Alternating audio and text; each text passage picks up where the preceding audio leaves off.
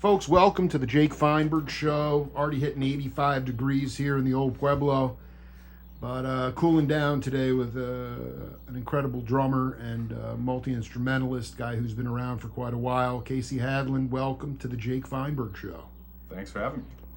You know, I wanted you to talk to younger drummers specifically. I mean, the music that I love, if you go back to Santana or the Grateful Dead or Tower of Power or even Sly Stone, Gregorico, David Garibaldi, Michael Shreve, Billy Kreutzmann, they all kept time on the top of the kit in one way, shape, or form. They feathered with the bass drum, but they weren't relying on the bass drum to keep time.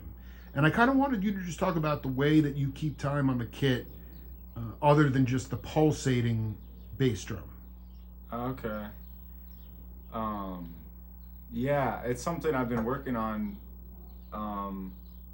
more recently. Well, like the last couple years, trying to keep the time in here, you know, whatever you want to call it, and not in your hands or in your feet. That was something that, like, well, because drums are very physical. You're hitting things. We're the only instrument that uses a medium to touch the instrument. Like, I'm never touching the thing that's making sound. So it's very physical, and it's easy to get wrapped up in some things that maybe feel good or something, but you can also, which is great, it's nothing wrong with that, but I was getting locked into those patterns, those like physical things, and they were inhibiting my mind to like be creative. So trying to keep a time in here, and so that's the question. So I've known that was a block for me for a while, but the question is like, how do you fix that block? Right. Or, like, you know. And I don't know if there's any one answer, but I think talking to other musicians, talking to other drummers, that's something I've been doing, and I would suggest, like, and it's kind of an ambiguous question, but like how do you feel the time? Where are you keeping the pulse?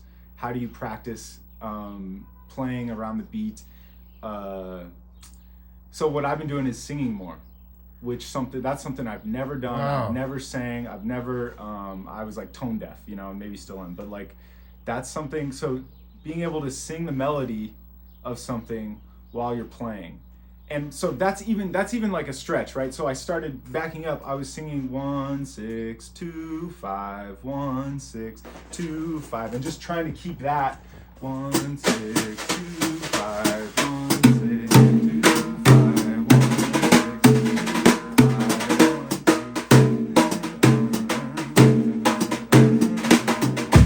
6. You get what I'm saying? Like you I was trying to stretch there to show you an example, like, but you start off simple. An easy one.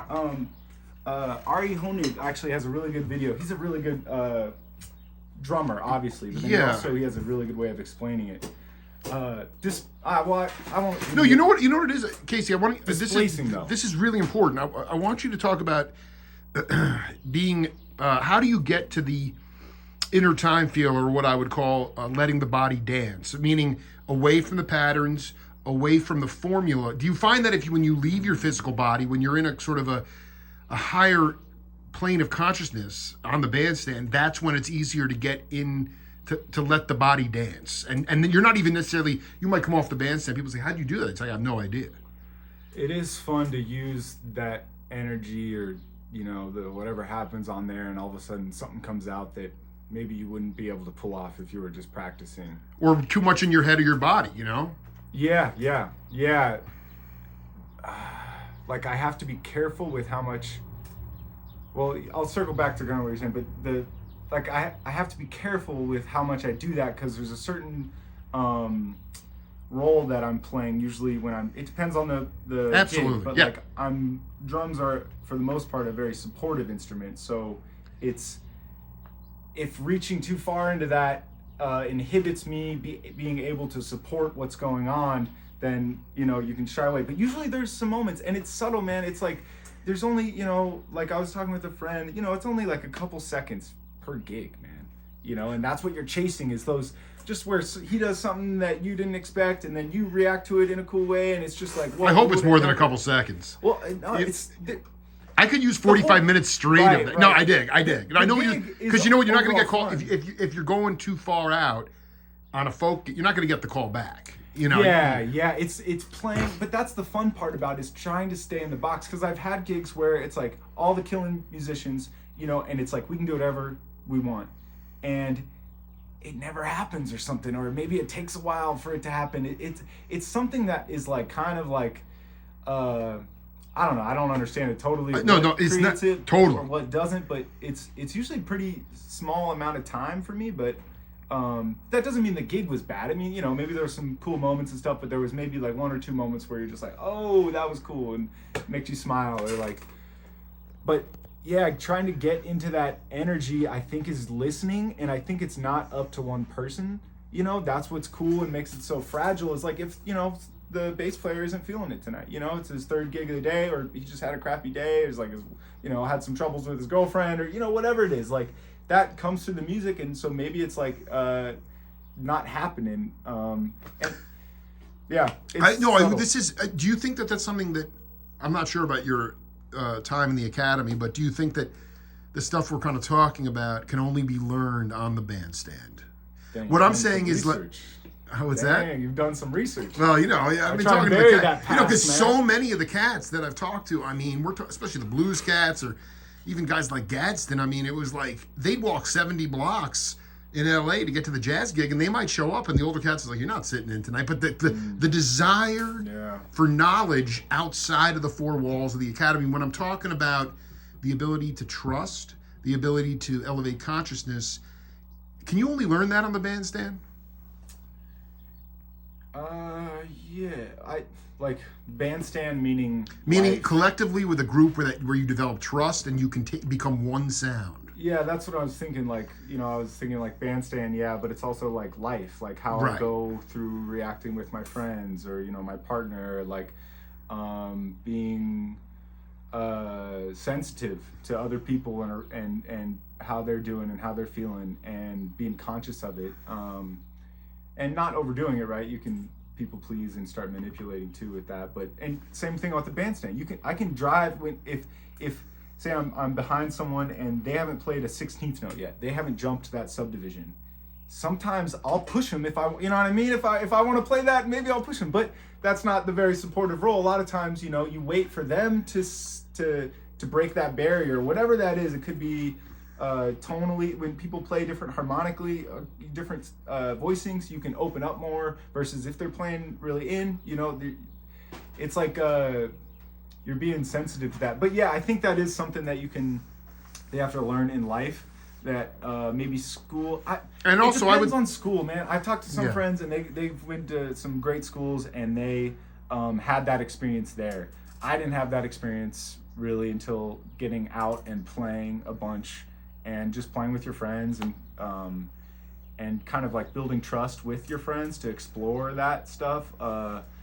That's where ultimately you want gigs, you know, so you can sing for your supper. That was the thing. I mean, you had back in the day with the cost of living, I don't care what town you were in, you could play 6 nights a week, 3 sets a night, and you could get by and pay your rent and support your family. And that, so the point is, you know, the idea is, I think sometimes when you drive people out of their comfort zone, though, I have to believe that it might be a very cathartic thing for them too. It may, you know, some people would say that's uncool, but sometimes, I guess with Leland Sklar, who I've done a bunch of interviews with, the bass player, he was talking about doing a session with a Japanese cat on drums, and, you know, they spend 40 minutes, you know, miking the drums, and he comes in and he's laying down the bass, and the drummer's just playing to a click, and Lee was like, we just, after like an hour, it wasn't working, and he's like, can we just stop at the click and just groove through it together? And they nailed it on one take. And he looks over at the Japanese guy, and the guy's weeping. He's like, whoa, man, what's going on? He goes, I didn't know you could ever do that. You know, the over-reliance on certain, and I mean, the click's been around forever. Yeah. But that's my overarching. Casey, how do you try, I don't care if it's a folk rock setting, big band jazz, psychedelic, sun shower, whatever, your current project, how do you make the rhythm round and less quantized? That's the thing I worry about the most about younger cats. My daughters, they hear a lot of music, but they hear a lot of pop music that's totally quantized up and down. And to me, it just doesn't feel good. So when you work with a bass player, how do you make the rhythm round? It's funny because a lot of my work that I've done, and I think a lot of musicians have been trying to play as metronomically correct. That's where the money is. I get it. Yeah, but then there is, I think like just the human element comes through, even if you are really trying to do. At least for me, I've never been able to be perfect. Well, they're perfect. Imperfection is perfection. Yeah, and creating. I think kind of. I think this is a weird way to answer, but it's like. For me, groove is like it's repetition of the relationship between two things or more. And so like if the bass, maybe you're playing and like every quarter note you take a snapshot of it, and the bass is maybe behind, which depends on which way you're looking at it. That's right. The bass is behind the drummer. We're talking a little bit, just like he's laying back. He's behind the beat. Maybe he's a little longer with his attack, where I'm more staccato or something with my kick. And if that relationship repeats and repeats and repeats and repeats, that's groove. So it can be like, so maybe my groove is a little wonky, but I'm doing it the same way every time, because it's how it feels in the ear. That's how I hear it. Then that's where I think you can make it feel really good. There's tons of music that's not perfect. You said it. It's like that's not perfect, but if it's repetitive in a certain way, or it follows. This is the other thing, and you were talking about the click.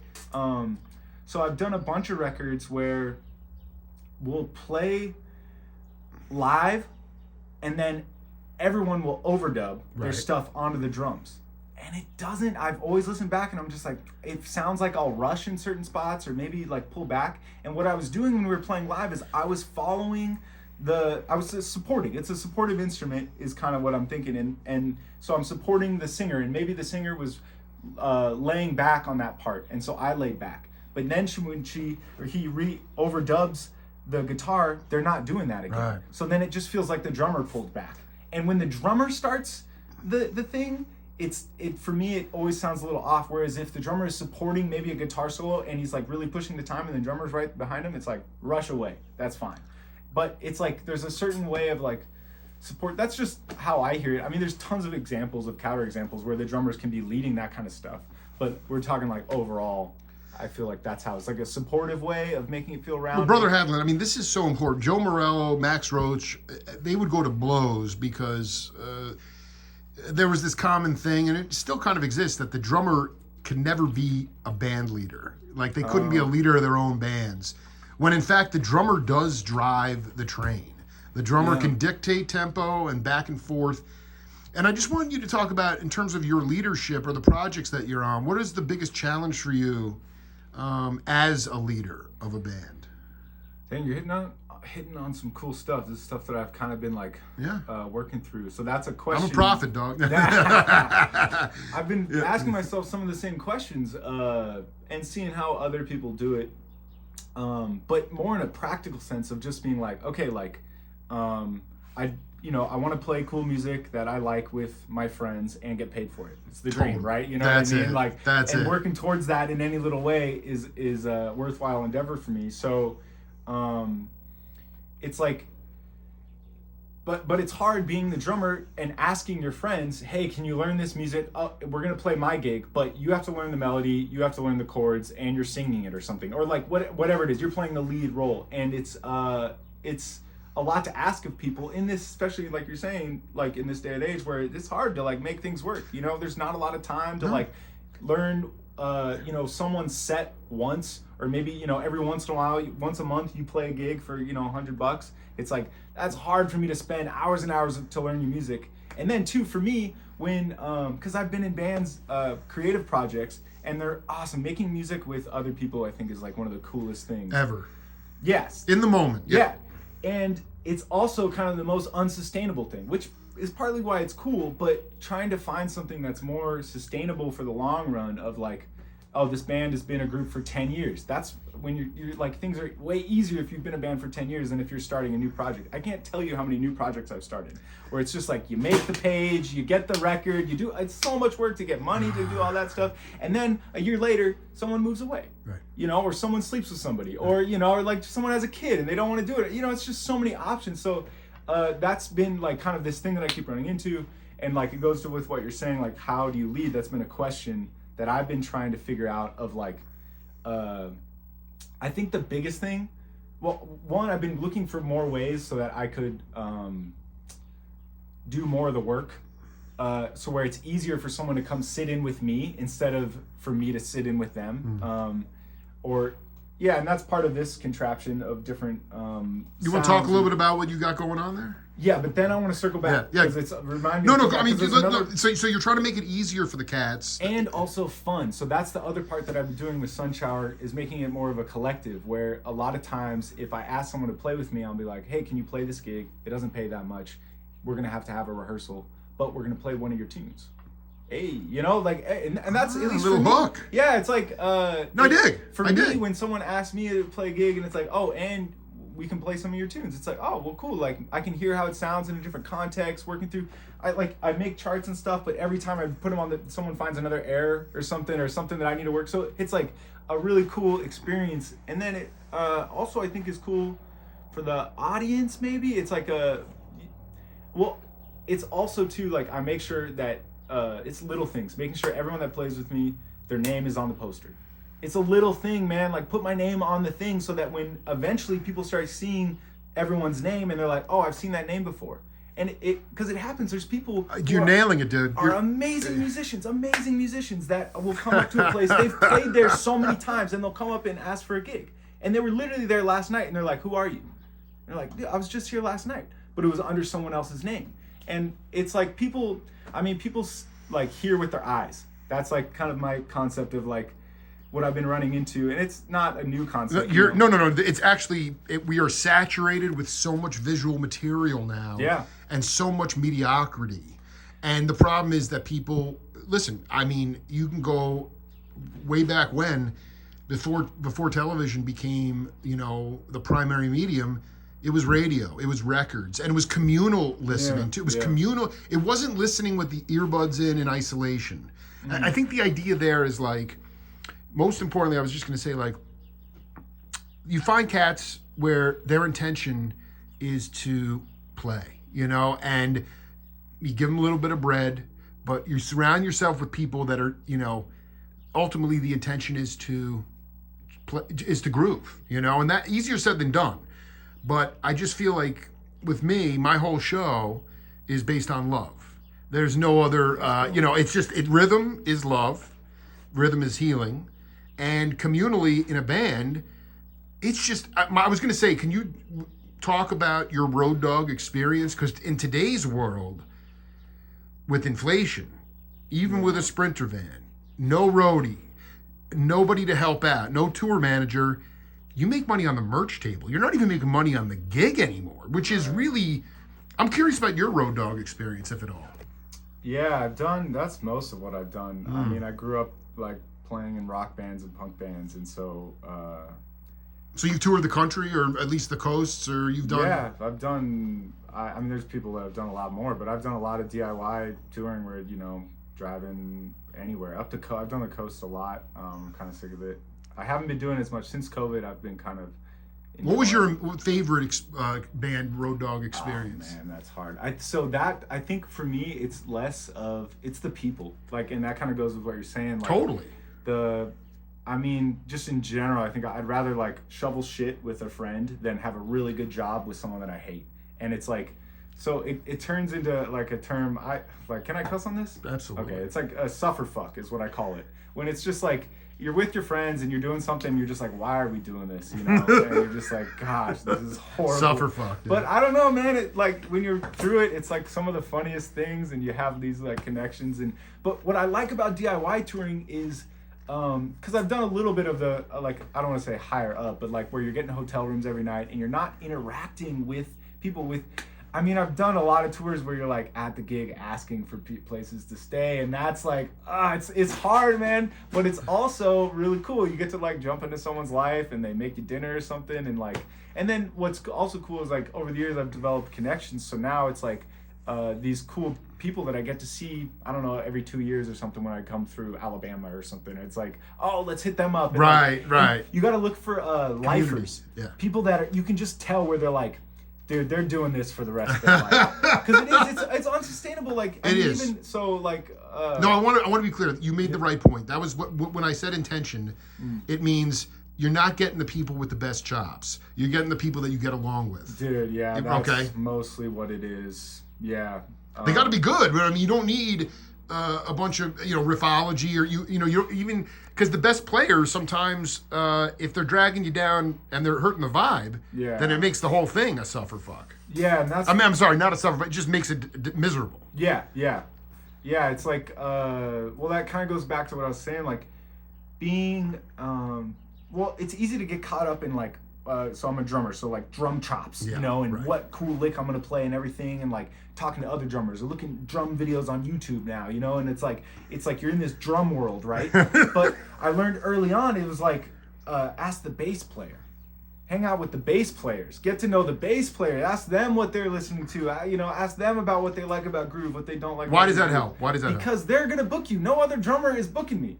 You know what I mean? Like get out of the drum world. Yeah, you're in the silo, dude. Yeah. Which is, it's cool to exchange knowledge and do hangs and jams, but like overall, I think myself can get like too into some drum nerd stuff when really maybe someone playing another. Oh, that's another thing. I play a little bit of piano, I play a little bit of bass, play a little vibraphone, and like being on the bandstand and having a drummer behind me.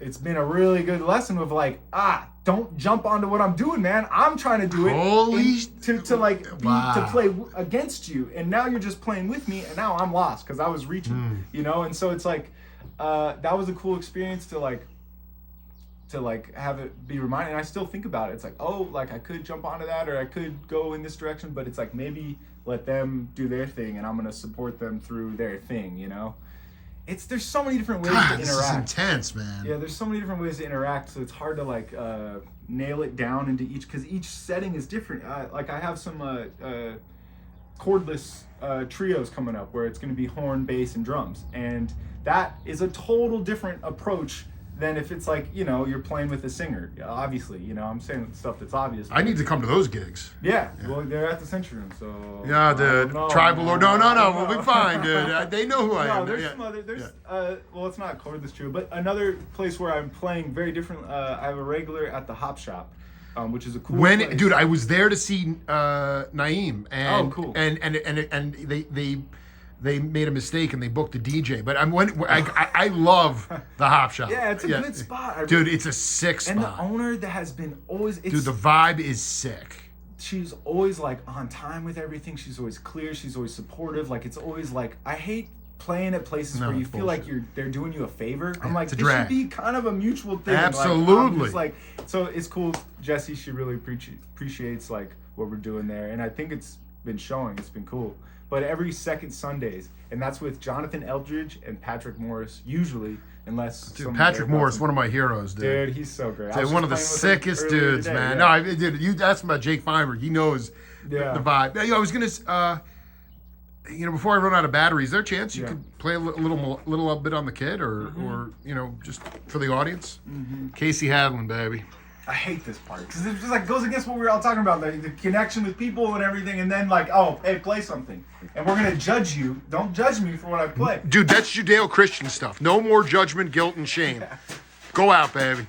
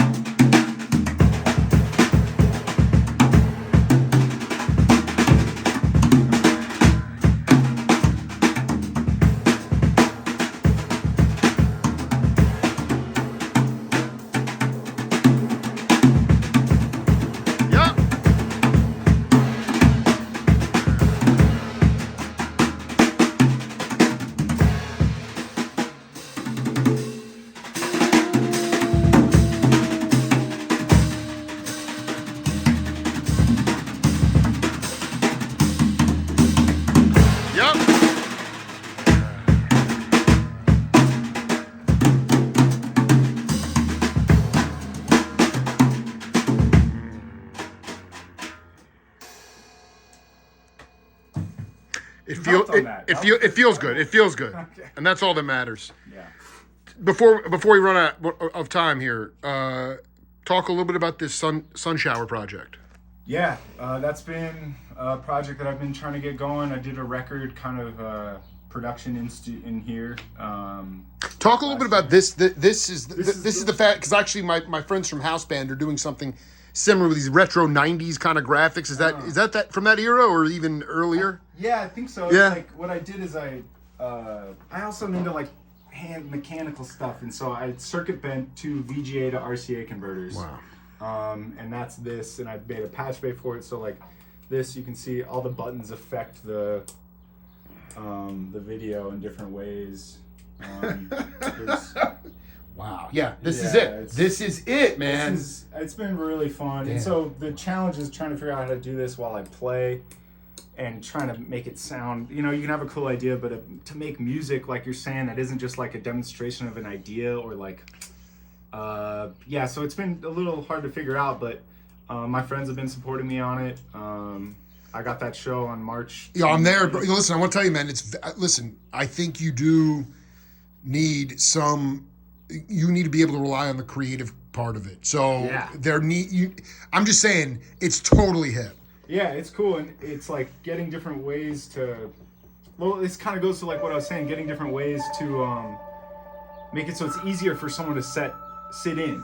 Maybe I'm laying down a pad or I'm experimenting with different ways to lay down stuff where it's easier for people to come and express themselves. And that goes back to something you were talking about earlier, of like how to make the groove round, how to make the musicians happy.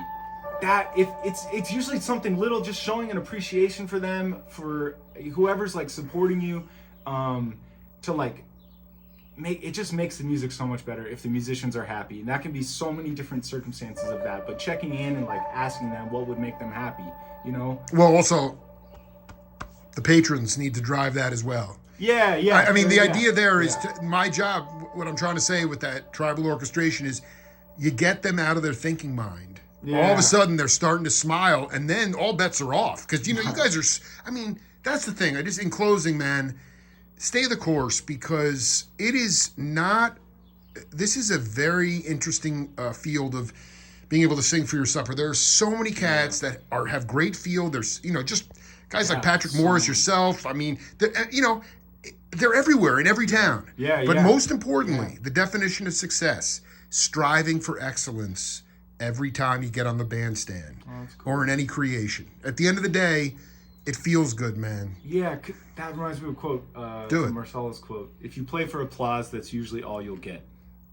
And people are clapping in a Eurocentric style where they don't even know if they like the music or not. Yeah. So you got to find your own thing that you're chasing and chase after that on the bandstand in your life and whatever, and really reaching for that and finding different ways to do it. It makes then, if you don't get the gig or whatever, someone gets booked besides you, it's like fine, because you're chasing what you need. That's the best feeling in the world. Yeah. You let go of that attachment. Casey Hadland, man, I cannot wait to groove again, man. Thank you so much for being part of the show today, man. Thanks for having me. It's the Jake Feinberg Show. We'll see you later.